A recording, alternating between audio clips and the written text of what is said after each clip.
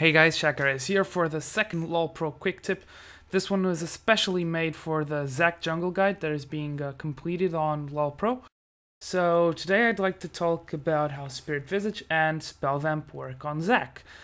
Taking a look at Zac's abilities, they cost 4% of his current health, but his passive make him release a chunk of himself each time he uses an ability. These chunks can be absorbed back for 4% of Zac's maximum health. I repeat, maximum health and not current. He loses 4% of current, gets 4% of maximum. What Spirit Visage effectively does is increase the percentage that Zac retrieves from his chunks. A 20% increase means Zac will get 4.8% of his maximum health, up from 4%.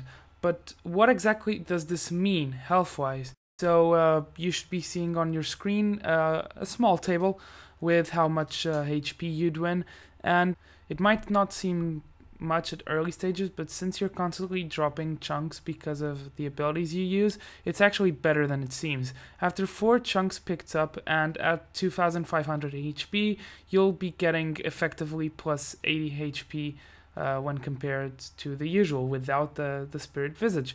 And not only this, Spirit Visage is a very good item on Zac.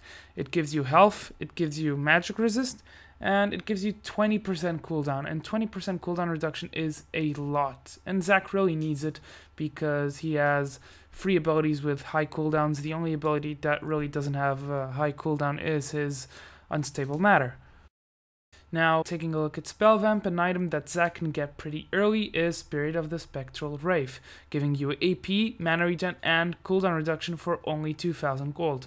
Spirit Visage also affects the Spellvamp from this item, increasing the percentage of Spellvamp from 20 to 24%.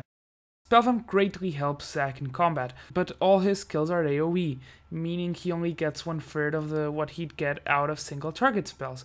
But still, let's take a look.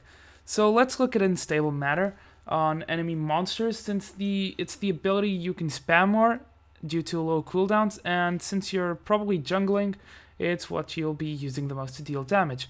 Unstable Matter caps at 200 damage, so let's assume you're doing exactly that much. On his Unstable Matter, he'll only get 1/3, as I explained with the AoE skills. So he only gets 1/3, which is 16 health, but it stacks additively depending on how many targets you're hitting. So let's imagine you're on Wraiths, and you deal 200 damage to all of them. You'll be getting 16 times 4, which is 64 health just from using this spell. And this is without even accounting for the chunk you just dropped. So that's pretty good. And as a last tip, don't forget your smite actually gives you health if you have Spellvamp. You can use this to survive Baron and Dragon if you're kind of trying to finish Baron off and want to go into the fight after you finish. It's really good. And if you're running from someone, just smite off a minion and a monster. It will give you a sudden amount of HP, working similarly to popping your Elixir of Fortitude. So that's all for today. I hope you guys enjoy the quick tip video, and I'll see you guys later.